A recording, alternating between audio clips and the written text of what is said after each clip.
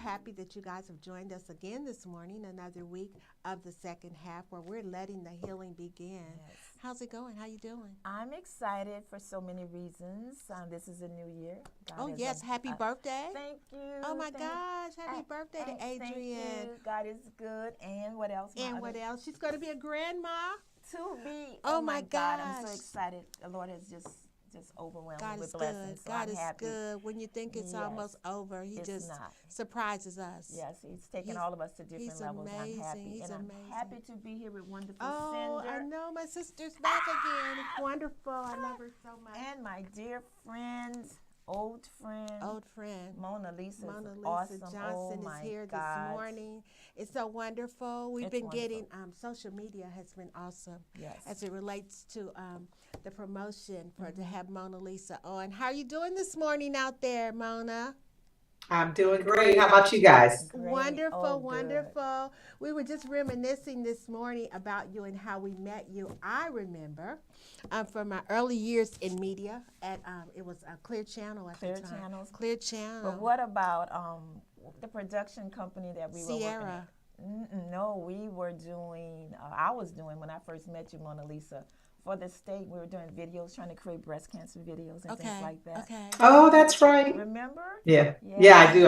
Across from the Coca-Cola company. But that's been years ago. But look how God has been so He has faithful and evolved where us. He's brought Mona Oh, Lisa my and you. goodness. I mean, God is good. Yes, so we're yes. excited. Yeah, I'm still doing the videos, that's for sure. You're Yes. still doing that, and actually, I owe you a great. And I think I've told you this before, just great gratitude because that's where I first learned about media buying. Really? I don't know if you remember, Mona, but we had a client in common, and I would come to your office to pick up, at the time we had to come to pick up our materials, our marketing Wow. media materials. I remember and back that, yeah, then. awesome. And that's And you why, were working there when I was coming there when Mona Lisa was helping with videos, doing really, videos. I didn't know you then. I didn't. God is good. Look where God He's is full good. circle. We're here. Full We're circle. here. We're thriving. But Mona, how's it going? Yes. How is it going with you? And you look beautiful. Yeah, as always. Oh, thank you very much. As always. Thank you. As always. But we know this is a Uh, very serious show today, and we're so thrilled to have Mona Lisa here to share her journey with us. Yeah. Oh my God! And so Yeah. we Facebooking everyone. Please tune in right now. Call your friends, family members, business churches. Post, like, share. Because the information Mona Lisa has is It's life life changing. What do you think, changing. Cena? It's life changing. Sinder. So we're going to give you the mic, Mona. How's it going? And how's Sierra? It's going very well. I would say that it's a one day at a time effort right now. It's a lot more than we thought it was going to be, and I'm not complaining in any way, shape, or form. I'm just, looking for more patience than I've ever looked for, believing for more faith than I've ever had, and I'm stretching, my strength. That's the best way I can explain it. Awesome. Yes, awesome. And know that those of us who know your story and who, kind of knew what you were going through, Yes. we've been praying for you. Yes. The prayers of the Thank you. righteous Availeth much. And you much. have our prayers, and even now, Yes. we pray that this show will strengthen you and others because you And your have really, daughter. and oh yes, Sierra, we don't want to leave her out. We know that there's an awesome future for her, but we want to talk today, other than talking about family and your business, how's business? Because I'm seeing you're still out there doing it.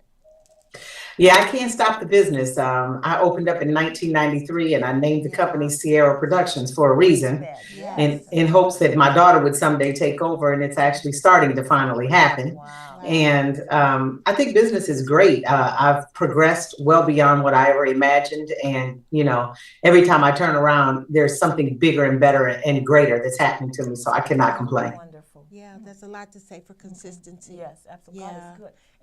And so Mona Lisa, I was thinking about how would I describe you this morning? And I've been very prayerful because I know that the message you have today is so personal, it's traumatic, it's heartbreaking, but it's also revealing many things. The grace of God, the power of God, how weak we are, but yet we're strong in Him. Resilient, yes. And so I think we're on target with how we feel about you, but we also see the strength and how you have something new to portray and relate to others who may have had similar experiences. And so that's what we're going to focus about right now. your journey, critical journey, that you are so bold and so strong to share with the world. Yes. And like to help Yes. people, right? Yes. So Yeah. you want to begin with how we got here. Why are we doing this particular show, Insight?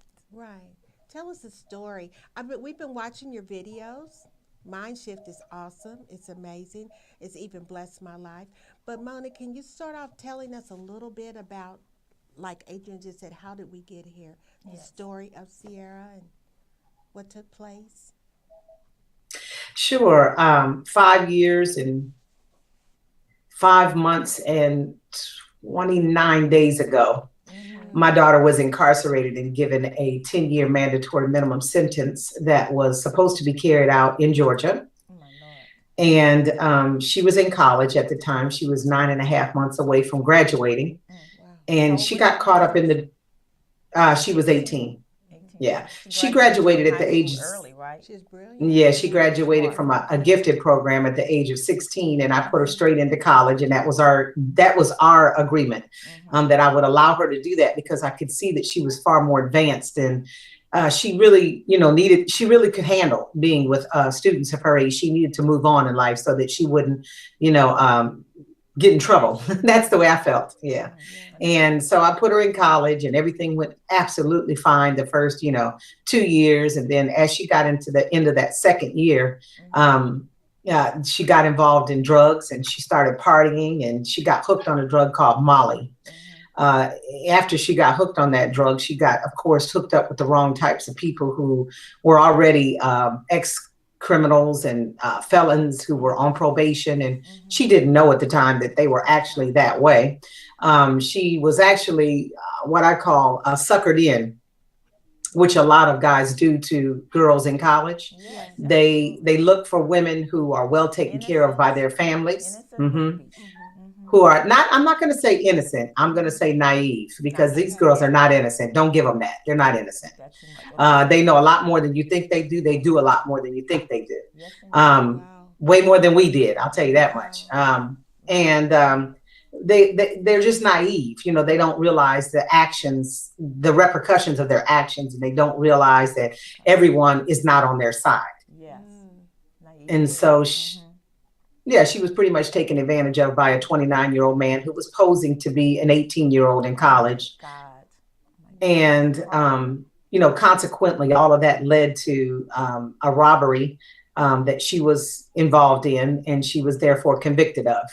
And from that point, we began to take a journey that I never anticipated because I just woke up one day and my life had completely changed and her life certainly changed. And long story short, I just never gave up. I never gave up. I never believed that this was for her, nor was it for me. I never believed that this should have been given that long of a sentence because if she had done this in New Orleans or done it in New York, it would have been 3 years to the door. And to have been given 10 years, I just wasn't going to sit back and let that happen. And so I started the fight of my life. Yes, indeed. My goodness. Wow. But Sinder and Monalisa, so many other parents, single or married, have experienced something similar, maybe not their child in college and being taken advantage of by an older person, but to have a child incarcerated, a young child under 21. I mean, how does that impact the heart and the mind of the parent who's never experienced anything like this before? And of course, your child has not experienced anything like this before. So we're not even talking about what the child was thinking and going through. But as a mother, how do you deal with that? That shock. Oh my God. Well, let me say, at first it was a devastating blow. It took me to my very, very lowest common denominator. I didn't think I could get any lower.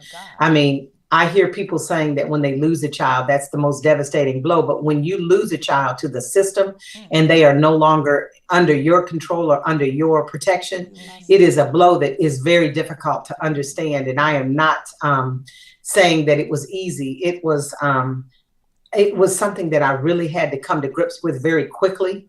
I had to get over guilt and shame. I had to, recognize and realize that she was still alive, and I had to be grateful for that. But I had to start to realize that I had to parent from a different perspective. Yeah. It was no longer, parenting with control and parenting with protection. It was parenting from a distance, but yet still imparting into her what needed to be imparted. And I had to recognize and realize that I couldn't just walk away from her. She still needed me, regardless of the fact that she had made a huge mistake. Right. Yeah. Now, Monalisa, in hindsight, because we know Sierra, she's always been she's beautiful and brilliant.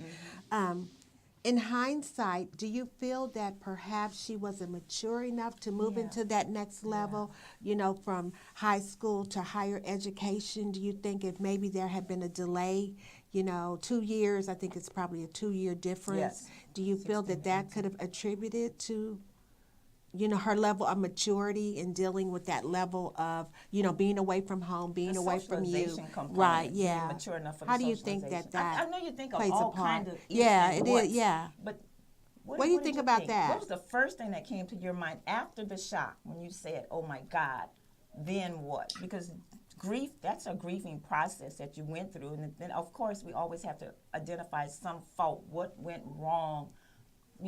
Tell us about that. Well, absolutely. That's the first thing you do is say, what did I do wrong? And then you have to come to another quick realization that it's not about you. It is about an adult who made a decision. Yes. I don't regret bringing her out earlier. And I'm very grateful that I did that. And the reason why I'm grateful, and so is she, is because we all have to learn lessons in life. And it's just a shame sometimes that some of us have to go real low to learn our lessons. And some of us are protected by, purpose. Yes. Some of us are protected by, parents. Some of us are protected by our own, wits. But the bottom line is that we all have to learn something. And so I got over, regret, which brought on shame and guilt. And that is the reason why I'm able to talk about this today, is because I had to look at that and say, did I make a mistake? Did I not make a mistake? Mm-hmm. I'm going to say I did not make a mistake, because she lived at home. Mm-hmm.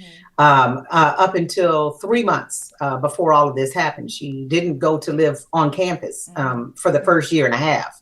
So I felt that, she was doing real well. She was on the dean's list. She was showing me that she was capable. She was holding a job down. She was in college full time.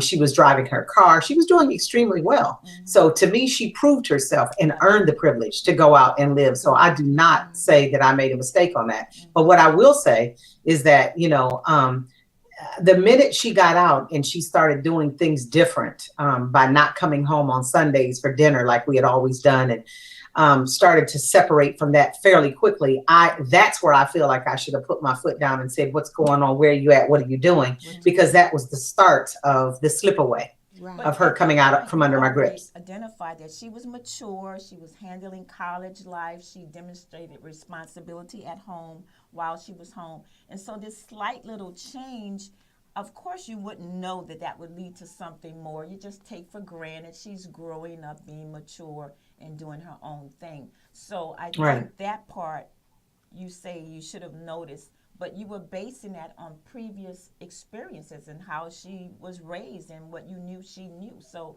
sometimes we put too much guilt on us as parents when our children make decisions that may not benefit them or benefit us at the time, that have some negative consequence. And the thing I like to remind all parents of that have children now, first of all, remember that you were a child at one time, and you remember that you made decisions that your parents absolutely never taught you to do. Yeah. If I could go back into all of our past and just take a glimpse at what all of us have done, we would probably be under the jail. The difference between my daughter and us is that we just didn't get caught. We just didn't get caught. Right. So I want all the parents listening. But Monalisa, I want do you think your children know what we did? You think I'm going to tell my son everything I did? No. So they think we're perfect. They think they have this model before them that they have to live up to, when we really didn't explain everything, that we made bad decisions or poor decisions in our lives, and they may have that experience in their future as well.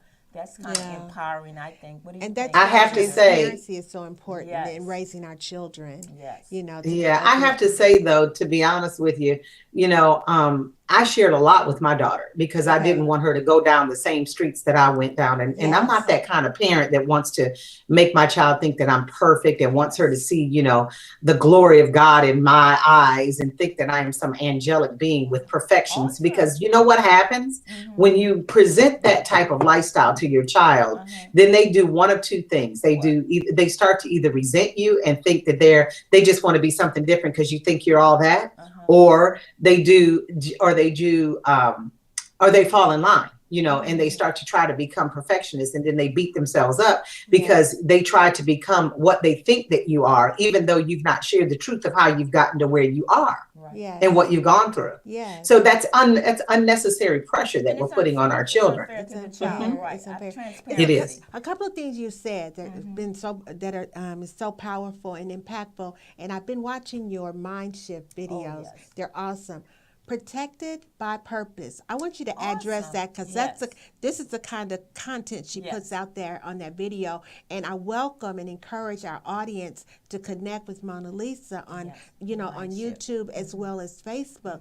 But I'm protected by purpose, and then I want to talk about the guilt and the shame of it, because we as parents a lot of times we cover our shame, and we cover our guilt, and so others are not able to benefit from our experience when ultimately that's what it's all about.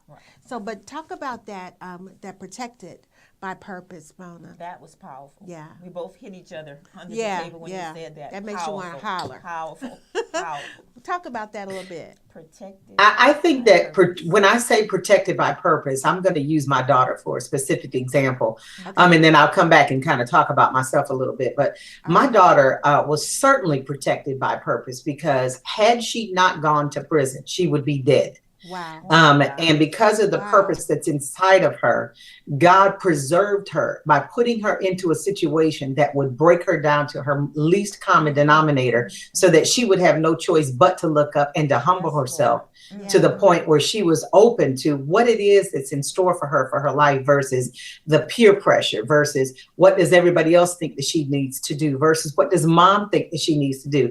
Now she can make her own decision because the purpose that's inside of her was preserved and protected. My goodness. Never heard that before. Love That's it. awesome. Love it. Protected Love it. by purpose. Isn't that wonderful? Awesome. Okay, and the guilt and the shame. That's another thing. Encourage us, because we have mothers. I know we have people listening, because I've received messages that they're going to be tuned in today. They're excited about you being here. Talk about the guilt and the shame, and why it's important that when we come through, that we expose, we're willing to show all of our scars to benefit those around us. Absolutely.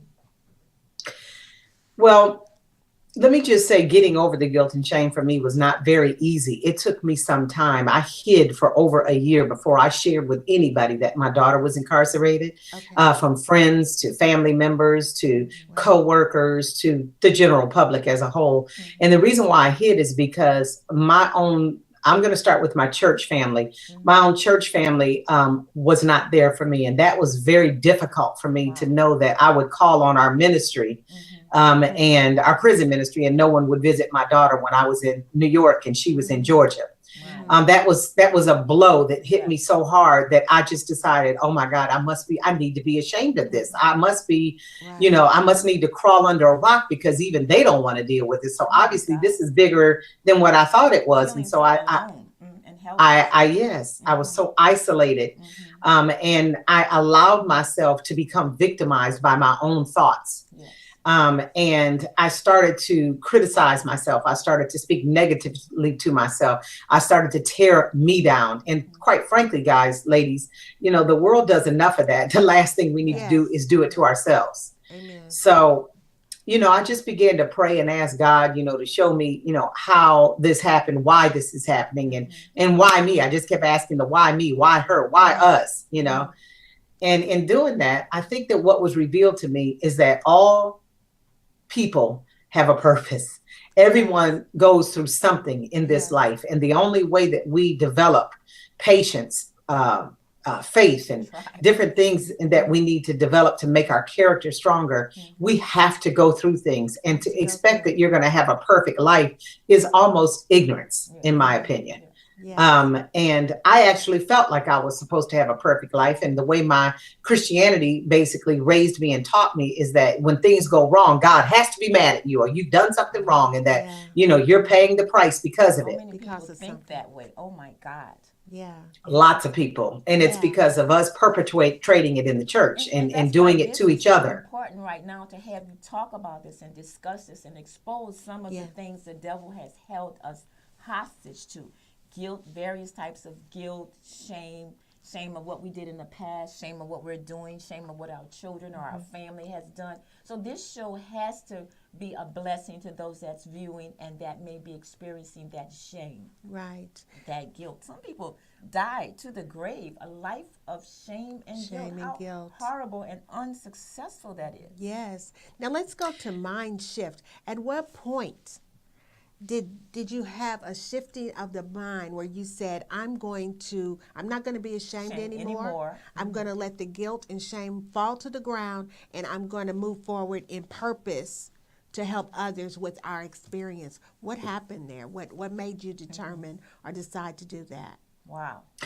Well, I decided that misery is a choice. Misery is a choice. So many nuggets. Monalisa, say that again, please. Misery is a choice, and so is happiness. So is joy. Those are choices. And when I realized that the majority of my character and my very being was made up with joy and and I'm a jovial person and I'm a happy person. And I had literally just given that away and given that over to, to choose sadness, to choose misery, to choose depression and all that. I realized I was not doing myself a service and I was doing everyone else a disservice because this wasn't comfortable for me. This wasn't even a lifestyle that I felt was going to work for me. I felt like I was going to die. It was just a matter of time.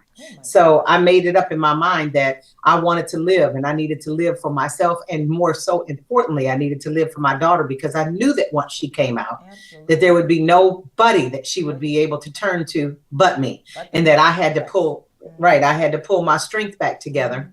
And I had to make up in my mind that I would stand proud and stand tall and support her and then speak on behalf of those who are not being supported and who are lost, because I have made so many mistakes, just like all of you guys have made so many mistakes, but yet everyone has given me a second chance. Even God has given me more than one chance. And so I felt like I needed to begin to do that for myself, give myself another chance and give my daughter another chance and give society another chance. And that's when I came out of the guilt and shame. Monalisa, do you think your daughter felt the changes that you were experiencing emotionally? Right, that's good. And how did that help her in her progression to mind shift? She definitely felt it. At first, I didn't think she did. And then when I would go visit her, she would be like, Mom, I can tell that you are being affected by this and you got to stay strong. And she would build me up from the inside and say, Mom, you got to stay strong. And I don't have, you're the bright, sun, shining star in my day. When I call you, I feel happy. And when I call you, I find peace. And when I call you, I get answers. So you can't be falling apart out there. You got to get it together. And when she said that, I was like, God, she's right. I mean, what am I doing? Why am I allowing this to take authority over me? I am in control of me. I may not be in control of my daughter's emotions, thoughts, and feelings, but I am in control of my own. And so I chose to, find a state of victor versus victim. Wow. Absolutely wonderful. That's wonderful. Monalisa, you're just awesome. Oh that's wonderful. And to think about how, even though in the midst of what she was going, because we're talking about how Monalisa dealt with it, but then in the midst for Sierra, she's learning, she's growing, she's thinking, and I know that you knew that the outcome was going to be positive. A lot of times when we're in the midst of a thing, it's scary. It's very scary. But on the other side of it, by you being consistent, resilient, and having the love of a mother, almost like a lioness, that she even knew that she would get on the other side of this. Do you believe that you guys knew in your heart of hearts that there would be a positive outcome? I will tell you that I knew it. I felt it from the very beginning. Absolutely. However, she did not. She felt Okay. like she was going to go the whole 10 years because it's a wow. mandatory minimum. And that's what it says in Georgia, that you must go to the door. There Oh, is no wow. parole, there is no probation or getting out early. So by nothing but a miracle and a stretch of grace and mercy, did she get out of there early. And it was because of me going on that TV show and Okay. exposing myself before attorneys started to come out of the woodwork and say, hey, we want to help you and we want to pull this case and see if there's any type of a opportunity for her to do early release. Mm-hmm. And several attorneys told me no. Several attorneys told me there's no case. It's a lost hope. It's no way. And my sister, who is one of the strongest people I know, kept telling me, I don't care what you say, she'll be out of there in 5 years. I don't care what you say, she'll be out of there in 5 years. She told me that from day one. Wow. And 5 years. The charge that she had, you said it was unfair in the readings that I've had and research I did on you on this particular topic, compared to where she was and where she would have been if she was in New Orleans. The charge you said initially would have been something like 3 years. So what was that, a standard charge, or was it something just directed toward her? What did you? It was a standard charge. It's a standard charge. Everyone across the board in Georgia who is involved in armed robbery will get a mandatory minimum. Well, as of 2012 that changed, but they used to get a mandatory minimum of 10 years. Now that law has changed to a mandatory minimum of 5 years, with the judge having the ability to make a decision to possibly send you to drug court or to give you a shorter sentence or to send you to something, that may give you an alternative sentencing. Justice, as opposed to the punitive justice that we've been experiencing all these years for African Americans and any race that's incarcerated, right? Absolutely. And that's my message to America right now, is that we have to think more restoratively than punitively. What can we do to not just keep punishing people, but actually restore them back to a normal mindset and possibly become more productive citizens? Now, I know this isn't for everybody. And I know that my daughter was guilty. I'm not going to say she was not guilty, but, the sentence was inappropriate for the crime, especially since she walked. Right? First-time offender, and especially since no one was hurt, no weapon was actually used on her behalf, and on top of that, there was a $78 of pesos, Mexican pesos, that was obtained through the robbery, in a Louis Vuitton fake purse. I know this is another burning question in reference to what you just said. Your daughter was given time, but the person, that 29-year-old, was he ever arrested? Did any of those persons that were with her, were they, not that it mattered, but, just people want to know that. What happened to the other guys that were with her? It was a female and a male. One was 18 and one was 29.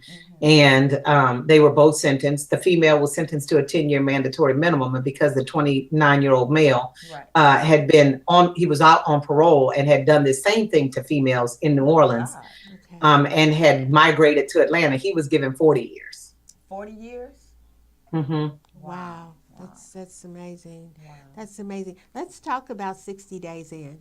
That is fascinating. Yes. I mean, Monalisa, how did you come to that? Yeah, that's the I don't question. even know where to start talking about that.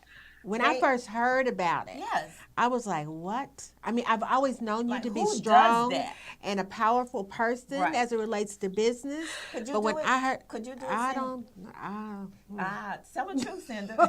I don't know. I couldn't. For my child, the thing of it is, a mother's love is so powerful. So deep, it's the most powerful love in the world, other than the ones that one that the Father has for us. Yes. However, I would have to give thought to that. You have to be in that position. Normally, it would be a no. That's a lot, Mona. But if it was our child, we see. So how was that presented to you? Where did that concept come? You? And then I also I was watching a video where you spoke about Sierra's resistance. She really did not want you to do that. So talk about that. Yes.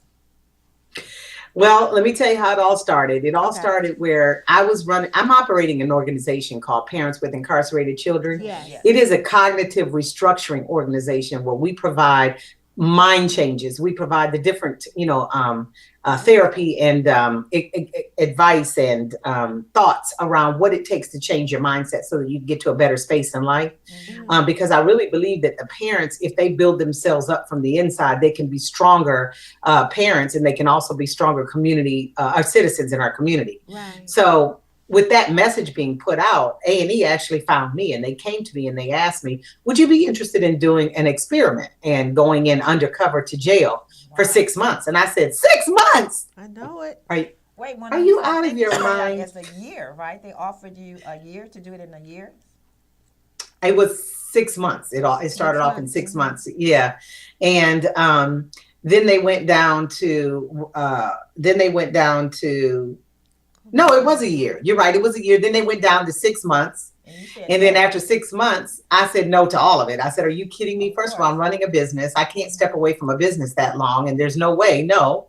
And no, and no. It's like, No. Then they came back, and long story short, they said, well, the least that we could do this in is 60 days. And you will have to go in just like an absolute regular inmate. You will have no special privileges. You will have no contact from any of your family members, friends, or anything, because we need this to be as authentic as possible.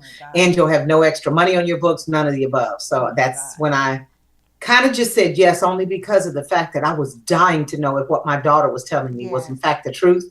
The horrendous stories she was giving me, I was like, this just cannot be, this can't be real. This cannot be happening.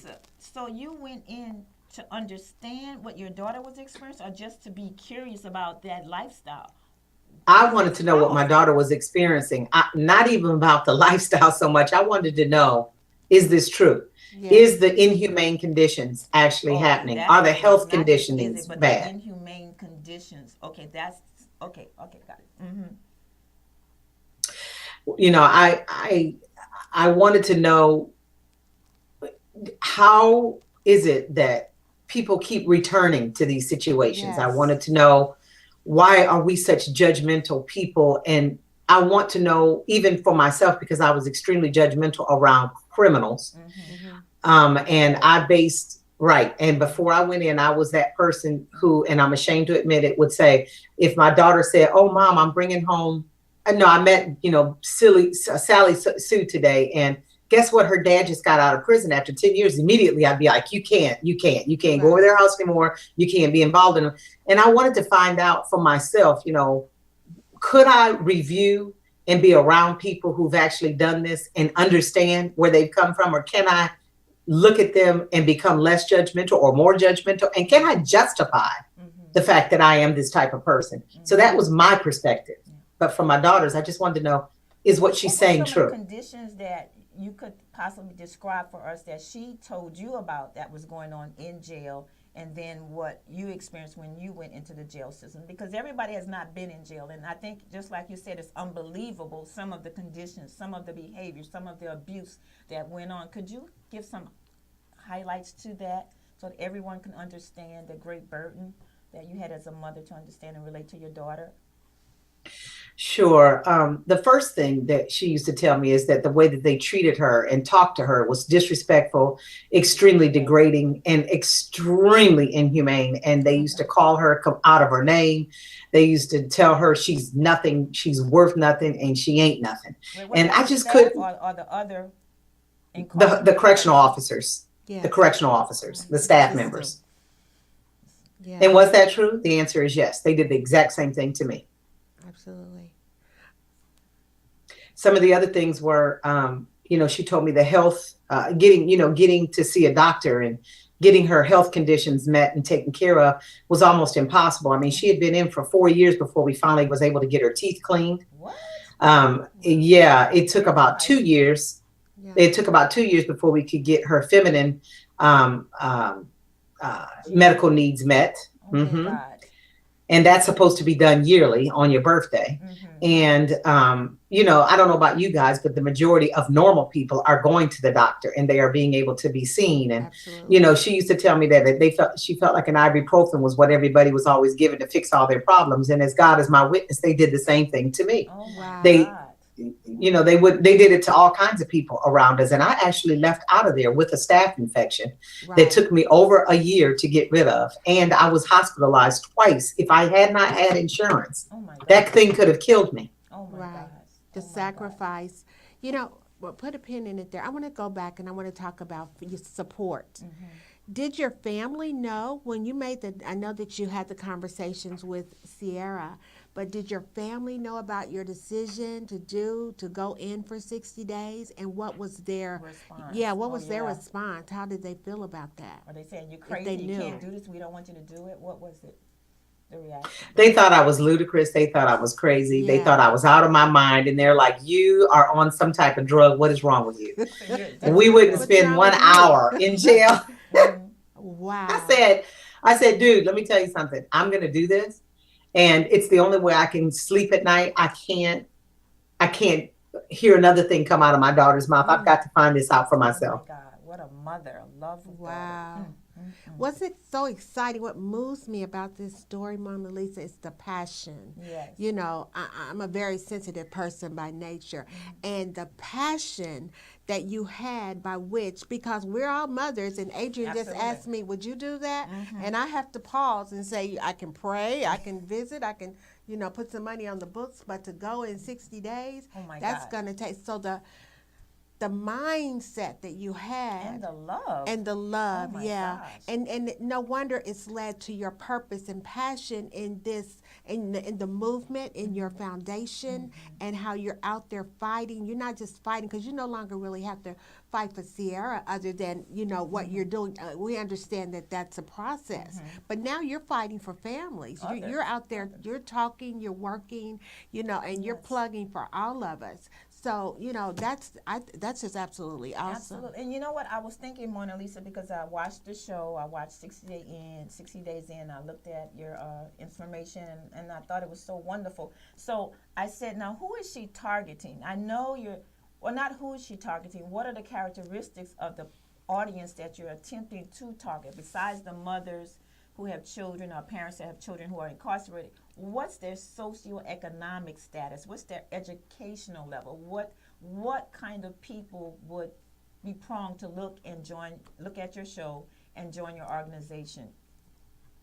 And based on what you saw in the jail system, what kinds of people were there? I mean, any one of us could be in jail today or tomorrow, but we're one mistake away. Give us some insight to that. Okay, thanks. Sure, no problem. So, you know, I want to say that many people see my face and they go, that's not the face of incarceration. And that, in fact, might have been true, you know, 10 years ago. However, the face of incarceration is changing. Hence the reason why now we care about opioids. Yeah, absolutely. And that's my point. Right. Absolutely. The face of incarceration is changing, as well as the economic, social status of a lot of us. The middle class are being affected. The rich are being affected. Yes. Many people are being affected. I lost you guys on the call. I'm going to have to pull you back up. Hold on one second. I'm sorry. Monalisa, can you hear us? We can hear you. Hopefully you guys will pick back up and can hear me, because I can't hear you. So many people are being affected by this. And my organization is not just talking to the parents per se. It is definitely talking to families who have loved ones incarcerated. Yes. Families who have loved ones incarcerated, from parents to brothers to sisters to uncles to cousins.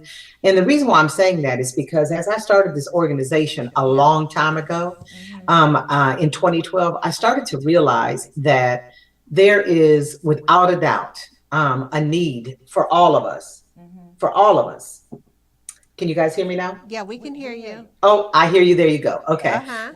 You lost us. Okay. Yeah, I lost you guys for some odd reason.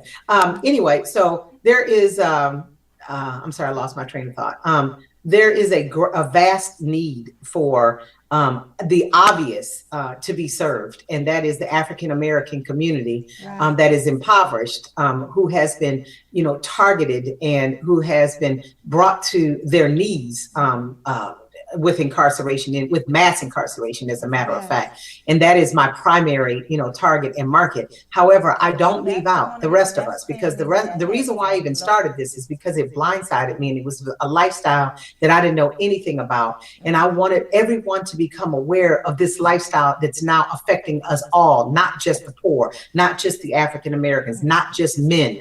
It is also affecting women.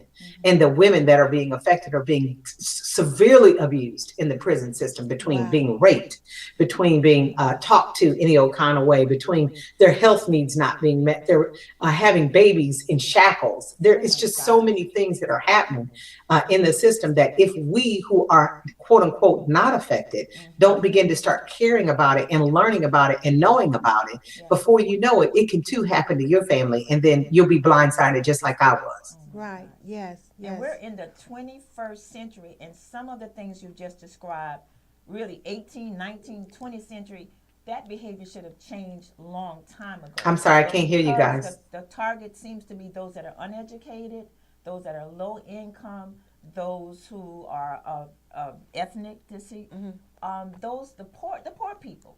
The poor people, I think, are the largest majority that's incarcerated these days, and now there's a growing number of women that's incarcerated in jails, young women, older women. What can we do, since you have this venue and you have this opportunity to talk about this and expose the devil in the jails? What can we do as a group, a media group, to help give more support to you and to our audience who may be experiencing this? Can you hear us? I can hear you a little bit. Okay. It sounds like you're going in and out a little bit, but it sounds like you're asking me what can I tell you What about can we do? exposing something? I couldn't hear you. Right. Okay.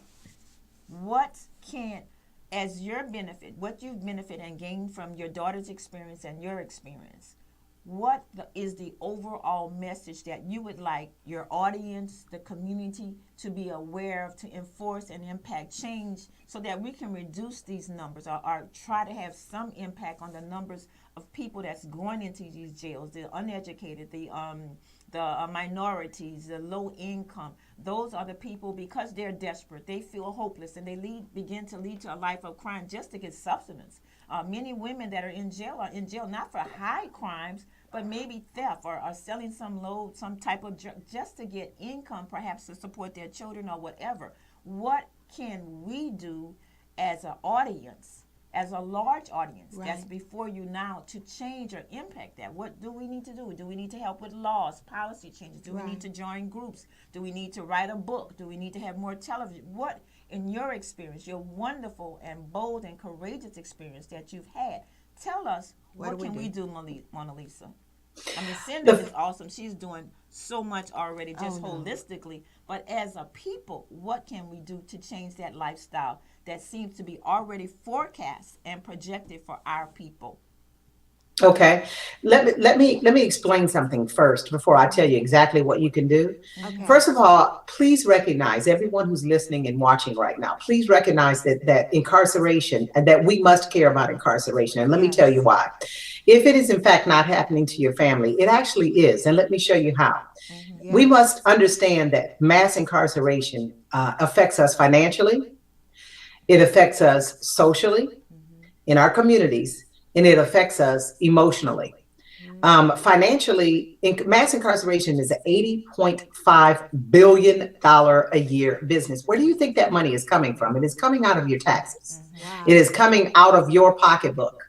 And so until we care about it, we can't understand why that number keeps growing and yet nothing is changing. So we must care for that, if nothing else, but for that reason. If you can't find it in your heart, to understand that socially you must care as well. Socially, we need to understand that these people are going to prison and jails and coming back out worse than when they went in, because these places are called correctional facilities, rehabilitation facilities, and yet none of that is going on. And how do we not know that? Because we don't care.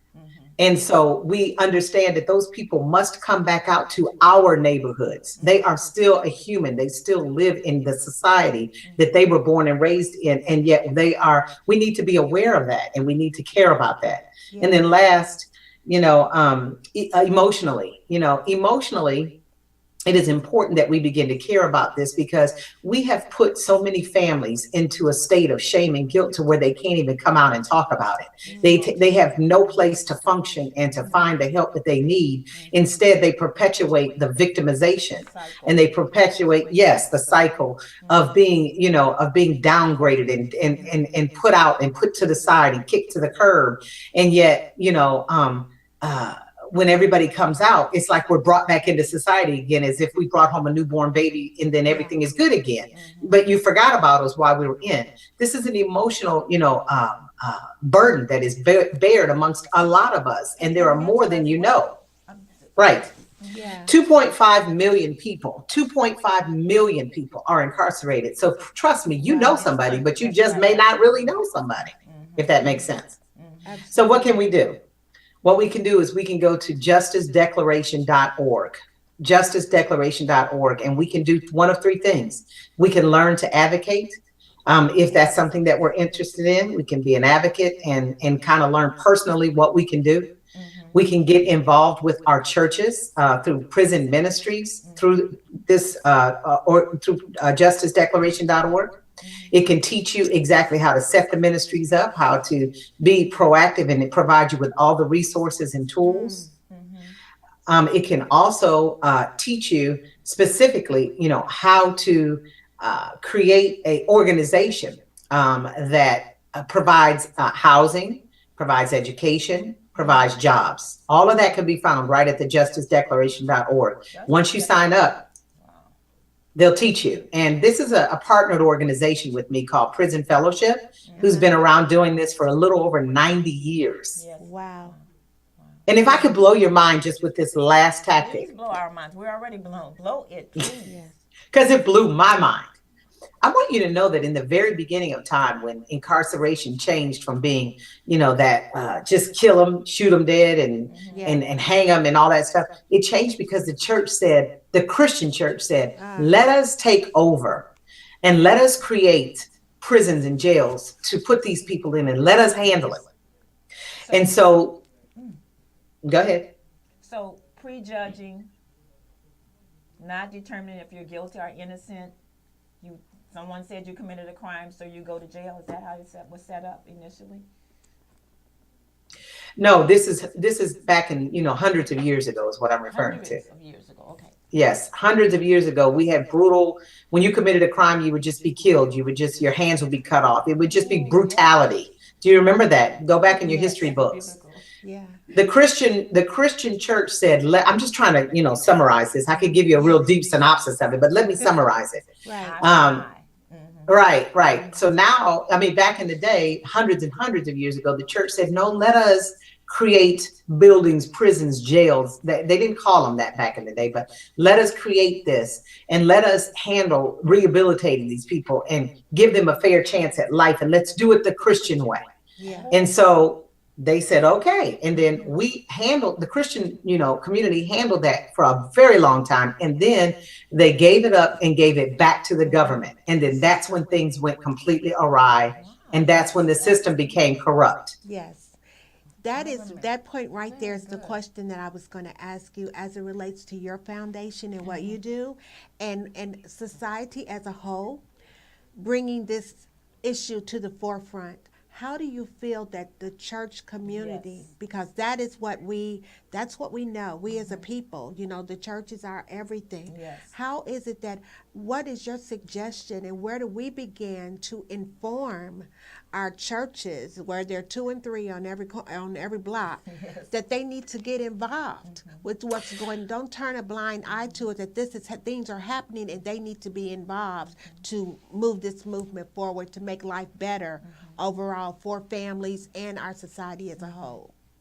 The first thing I suggest is invite myself and my organization to your church. Yes. We are on what we call the Prisoner of Hope tour this year and next year. Wow. And we're going to any church that will allow us to come and provide them with this message, the message of restoration and forgiveness and second chances. Say that again, Monalisa, because I don't think we hear that enough.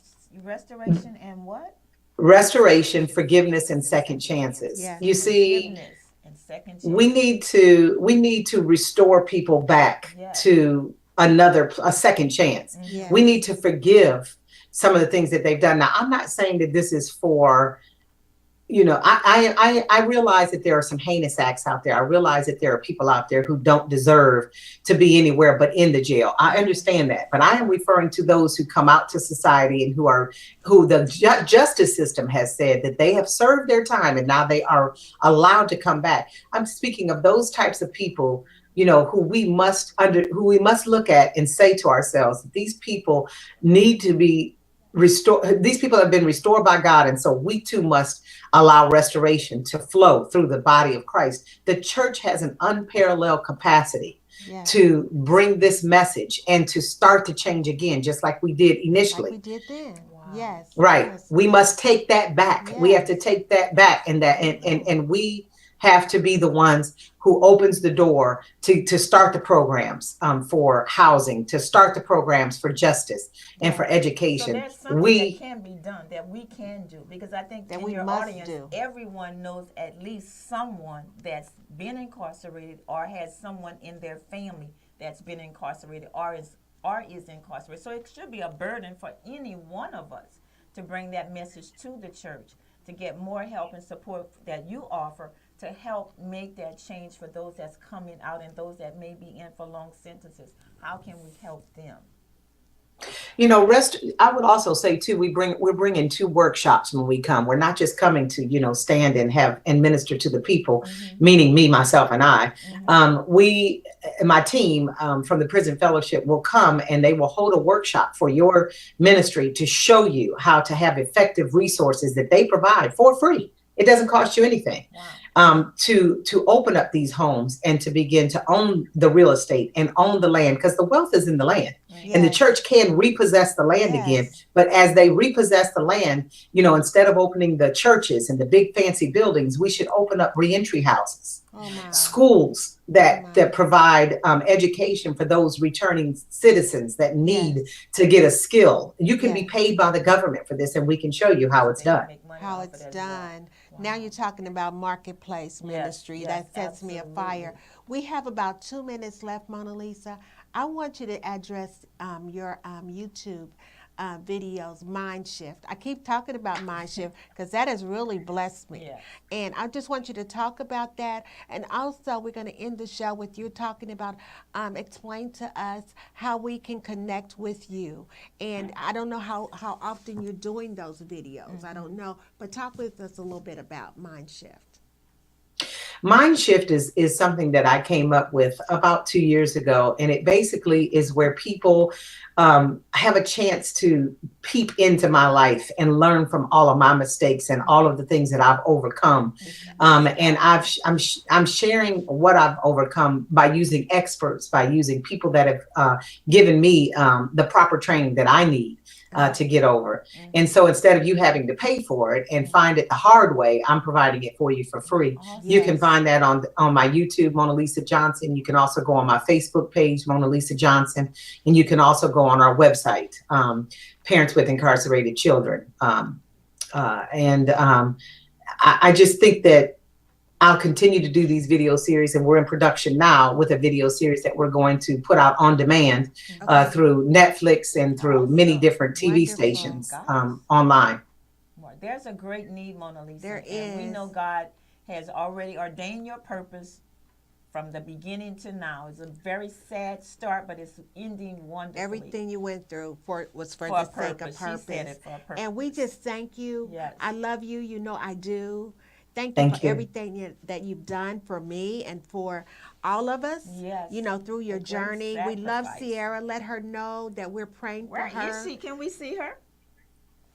Not right now. Not right now. Okay, you're not ready. Okay, but she's gorgeous. We've seen pictures of her on social media.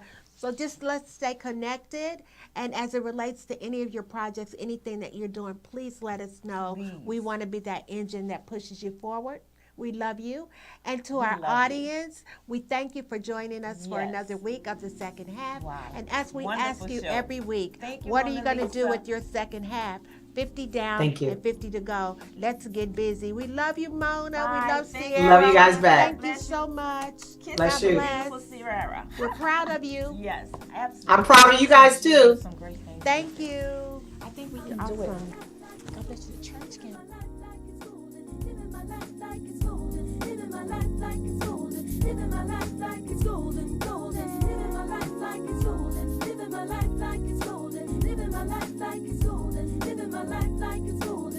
my life like it's golden.